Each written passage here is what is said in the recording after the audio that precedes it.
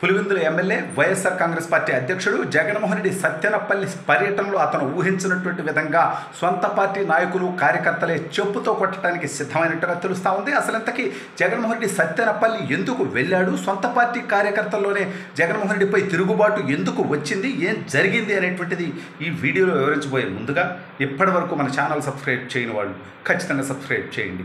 ఇక విషయానికి వస్తే పులివెందుల ఎమ్మెల్యే జగన్మోహన్ రెడ్డి గత ఏడాది కాలంలో ఎప్పుడైనా బయటకు వచ్చాడు అంటే నీచులు, నికృష్టులు, దుర్మార్గులు, దౌర్భాగ్యులు, డెకాయిట్లు, 420లు జైలు పాలైతే తప్పుడు పనులు చేసి వాళ్ళని పరామర్శ పేరిట బయటకు వచ్చాడు తప్ప ఇంకొక ఏదైనా ప్రజా సమస్య గురించి ఈరోజు బయటకు వచ్చినటువంటి పాపాన పోల.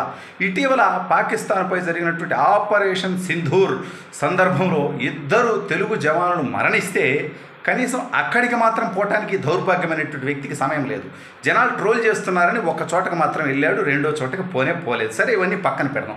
ఇప్పుడు జగన్మోహన్ రెడ్డి ఈరోజు ఏదో పెద్ద అంటే ఏదో స్వతంత్ర సమరయోధుడి కోసం, ప్రజా సేవకుడి కోసం పోయినట్టుగా సత్తెనపల్లి బయలుదేరాడు. అసలు ఇంతకీ జగన్మోహన్ రెడ్డి సత్తెనపల్లి ఎందుకు వెళ్ళాడు అనేది రాష్ట్ర ప్రజలు ఒకసారి గమనించాలి. అక్కడ ఒక బెట్టింగ్ బంగారు రాజు ఉన్నాడు. సరే, నెల్లూరులో కూడా అనిల్ కుమార్ యాదవ్ అనేటువంటి ఇంకొక 420 కూడా బెట్టింగ్ వ్యాపారంలోనే ఉన్నాడు, అది వేరే సబ్జెక్టు. ఆ యొక్క నాగేశ్వరరావు అనేటువంటి వ్యక్తి ఎన్నికల్లో వైఎస్ఆర్ కాంగ్రెస్ పార్టీ గెలుస్తుందని కోట్లాది రూపాయలు బెట్టింగ్ వేసి ప్రజల్ని అంటే అమాయకుల దగ్గర డబ్బులు తీసేసుకొని ఆ డబ్బులు కూడా ఇవ్వకుండా ఆ వైసీపీ ఘోర ఓటమితో కోట్లాది రూపాయలు వాళ్ళకి ఇవ్వాల్సినటువంటి పరిస్థితి ఉండటం వల్ల ఆ ఒత్తిడితో ఆ డబ్బు ఇవ్వలేక అవమాన భారం భరించలేక అంటే జగన్మోహన్ రెడ్డి అనేటువంటి 420 నమ్ముకొని ఆరామస్థాన్ అనేటువంటి వ్యక్తితో ఒక ఫేక్ సర్వే జగన్మోహన్ రెడ్డి ఇప్పించి అది కాకుండా కొన్ని ఏజెన్సీలకి కోట్లాది రూపాయలు డబ్బులు ఇచ్చి కార్యకర్తల్లో కాన్ఫిడెన్స్ కోసం వచ్చే 11ను కనీసం 19 చేసుకుని ప్రతిపక్ష నేత హోదా అన్న సాధిద్దాం అనేటువంటి ఆలోచనతో, ఆశతో ఆ 11 ఒకటి కాకూడదనేటువంటి ఆందోళనతో జగన్మోహన్ రెడ్డి చేసినటువంటి ఫేక్ సర్వేల ప్రోపగండాని నమ్మి నాగేశ్వరం అనేటువంటి వ్యక్తి కోట్లాది రూపాయలు బెట్టింగ్ వేశాడు. కోట్లాది రూపాయలు ప్రజలకు ఎగ్గొట్టి ఆ మానసిక ఒత్తిడితో అతను ఆత్మహత్య చేసుకున్నాడు. అంతే తప్ప ప్రజల కోసం ఏమైనా పోరాటం చేశాడా, స్వతంత్ర సమరయోధుడా, లేకపోతే ఇంకేమన్నా ఉద్ధరించాడా అంటే ఏమీ లే. అటువంటి వ్యక్తిది ఇవాళ విగ్రహావిష్కరణ అంట. సరే, చనిపోయాడు కాబట్టి అతని గురించి వేరే విషయాలు మనం మాట్లాడకూడదులే. కానీ వైసీపీ అంటే నీతిమాలినటువంటి వ్యాఖ్యలు చేస్తుంది ఎవరి మీదైనా, మనం అలా చేయం. కాబట్టి ఆ వ్యక్తికి విగ్రహం అంట. ఆ విగ్రహావిష్కరణ చేయడానికి జగన్మోహన్ రెడ్డి అంట. దేనికి, ఏం సాధించాడని అతను, లేదా అసలు అతను చనిపోయి ఏడాది అయితే ఇప్పుడు కాదండి జరిగింది. 2024 జూన్ 4వ తేదీ ఎన్నికల ఫలితాలు వచ్చాయి. జూన్ 5వ తేదీ ఆ బెట్టింగ్ డబ్బులు కట్టలేక ఇతను ఆత్మహత్య ప్రయత్నం చేశాడు. 4 రోజులు ఆసుపత్రిలో ఉండి జూన్ 9వ తేదీ ఇతను మరణించడం జరిగింది. చంద్రబాబు నాయుడు గారు ముఖ్యమంత్రిగా ప్రమాణ స్వీకారం చేసింది 2024 జూన్ 12వ తేదీ.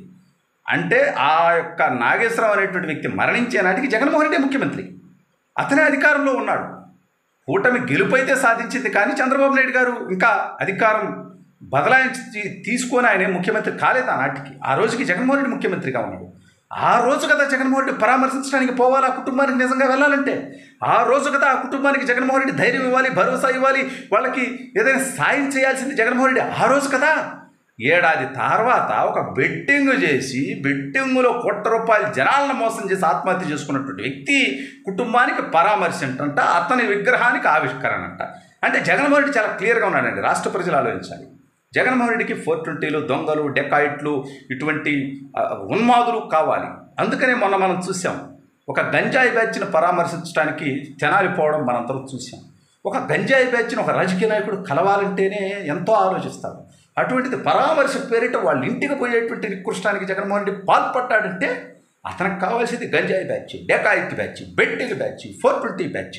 వీళ్ళే జగన్మోహన్ రెడ్డి అనుయాయులు, వీళ్ళే జగన్మోహన్ రెడ్డి పార్టీ నాయకులు, వీళ్ళే జగన్మోహన్ రెడ్డి పార్టీ కార్యకర్తలు. కాబట్టి సామాన్య ప్రజలు ఆలోచించాల్సింది ఏంటంటే ఈ 420తో ప్రయాణం చేస్తే జీవితం ఎలా ఉంటుందనేది ఒక్కసారి జగన్మోహన్ రెడ్డి ఇటీవల చేస్తున్నటువంటి కార్యక్రమాలు ప్రజలు చూసిన తర్వాత ఒక్కసారి ఆలోచన చేయాలని చెప్పుకోండి నేను ప్రజలందరినీ కూడా కోరుతా ఉన్నాను.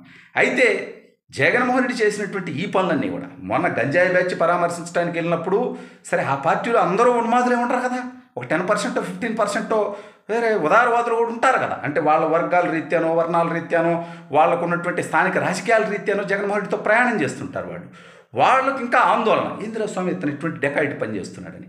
ఇవాళ సత్తెనపల్లికి వెళ్ళినటువంటి పర్యటనకు సంబంధించి కూడా సొంత పార్టీ కార్యకర్తల్లోనే కొంతమంది ఏంది ఈ బెట్టింగ్ మాఫియా వ్యక్తి కోసం నువ్వు ఇవాళ విగ్రహావిష్కరణకు వస్తున్నావంటే పార్టీ రోజు రోజుకి దిగజారిపోతా ఉంది.